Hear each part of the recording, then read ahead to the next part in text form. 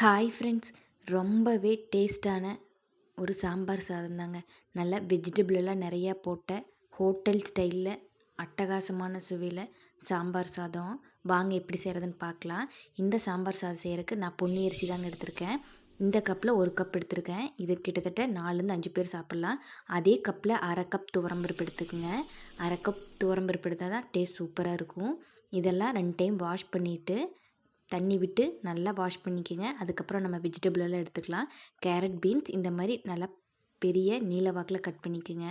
கொஞ்சம் வெஜிடபிள் எல்லாம் அதிகமாக போடும்போது டேஸ்ட் சூப்பராக இருக்கும். அதுக்கப்புறம் முள்ளங்கி கட் பண்ணி வச்சுருக்கிறேன். ஒரே ஒரு முருங்காய் கட் பண்ணி வச்சுருக்கிறேன். கூடவே கொஞ்சோண்டு உருளைக்கிழங்கு சேர்த்துக்குங்க. கூட 3 பல் பூண்டு, அது கூடவே உரித்த சின்ன வெங்காயம் சேர்த்துக்குங்க.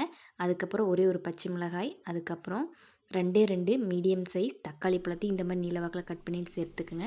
தண்ணியோட அளவுன்னு பார்த்திங்கன்னா நம்ம எடுத்த அதே கப்பில் 6 கப் தண்ணி விடணுங்க. 1 கப்புக்கு 4 மடங்கு தண்ணி. அதுக்கப்புறம் இந்த சாம்பார் சாதத்துக்கு தேவையான உப்பு சேர்த்துக்குங்க. கூடவே 1 ஸ்பூன் மஞ்சள்தூள் சேர்த்துக்குங்க. அதுக்கப்புறம் ஃபைனலாக கொஞ்சோண்டு எண்ணெய் விட்டுக்குங்க. விசில் விடும்போது தண்ணி லீக் ஆகாமல் இருக்கிறதுக்கு நல்லா பெரிய குக்கரில் இதெல்லாம் சேர்த்துக்குங்க. இந்த மாதிரி நல்லா பெரிய குக்கரில் சேர்த்துட்டிங்கன்னா விசில் விடும்போது தண்ணியெல்லாம் லீக் ஆகாது.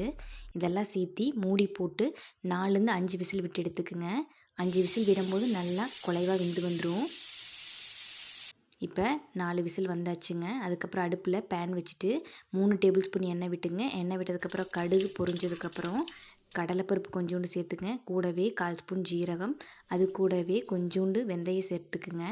வெந்தயம் சேர்த்ததுக்கப்புறம் சின்ன வெங்காயம் 1/4 கப் சேர்த்துக்குங்க.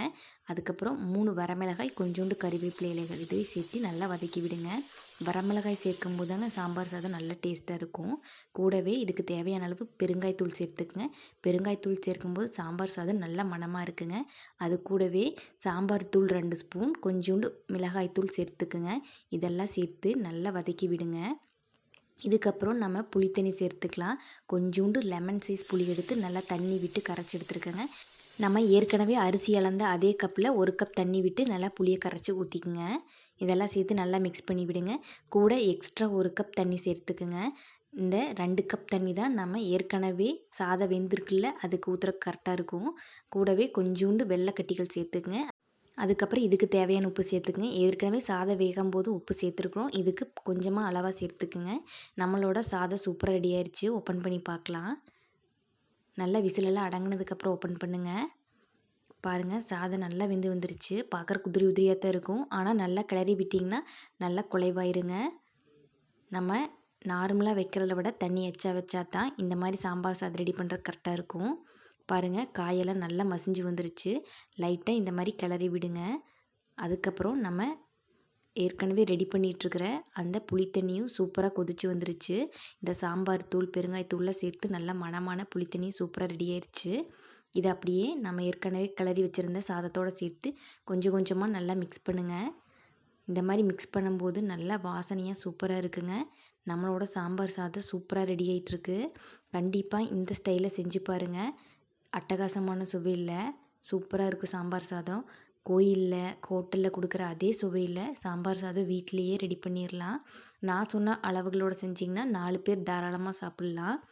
இந்த சாம்பார் சாதத்துக்கு நல்லா அப்பளம், காரா பூந்தியெல்லாம் வச்சு சாப்பிட்டிங்கன்னா அவ்வளோ டேஸ்ட்டாக சூப்பராக இருக்கும். குழந்தைகளுக்கு லஞ்ச் பாக்ஸ்க்கு கூட இந்த ரெசிபி செஞ்சு கொடுக்கலாங்க. அவ்வளோதாங்க, நம்மளோட சாம்பார் சாதம் சூப்பராக ரெடி ஆயிடுச்சு. மீதி உள்ள எல்லா புளித்தண்ணியும் சேர்த்து நான் கிளறிட்டேன். அதுக்கப்புறம் ஃபைனலாக கொஞ்சோண்டு கொத்தமல்லி தழை சேர்த்துக்குங்க. இந்த சாம்பார் சாதத்தோட கன்சிஸ்டன்சி பார்த்திங்கன்னா எவ்வளோ சூப்பராக இருக்குன்னு. நான் சொன்ன தண்ணி அளவுகளை கரெக்டாக விட்டிங்கன்னா இந்த மாதிரி கன்சிஸ்டன்சி சூப்பராக இருக்கும். அதுக்கப்புறம் ஒரு தாளிப்பு ரெடி பண்ணிடலாங்க. அதுக்கு அடுப்பில் கொஞ்சோண்டு நெய் விட்டு கொஞ்சோண்டு முந்திரி பருப்பு சேர்த்து நல்லா வதக்கினதுக்கப்புறம் அடுப்பு ஆஃப் பண்ணிவிட்டு கருவேப்பிலை இலைகள் சேர்ந்து பொரிச்சதுக்கப்புறம் இந்த சாம்பார் சாதத்தோடு ஆட் பண்ணிங்கன்னா அவ்வளோதாங்க, ஃபினிஷிங் சூப்பராக முடிஞ்சு. சாம்பார் சாதம் சாப்பிட்றதுக்கு சூப்பராக ரெடி ஆயிடுச்சு. கண்டிப்பாக மிஸ் பண்ணாமல் இந்த சாம்பார் சாதத்தை ரெடி பண்ணி சாப்பிட்டு டேஸ்ட் எப்படி இருக்குன்னு சொல்லுங்கள். இந்த வீடியோ பிடிச்சிருந்தா ஒரு லைக் போட்டு நம்மளோட சேனலை சப்ஸ்கிரைப் பண்ணி வச்சுக்கோங்க. தேங்க்யூ.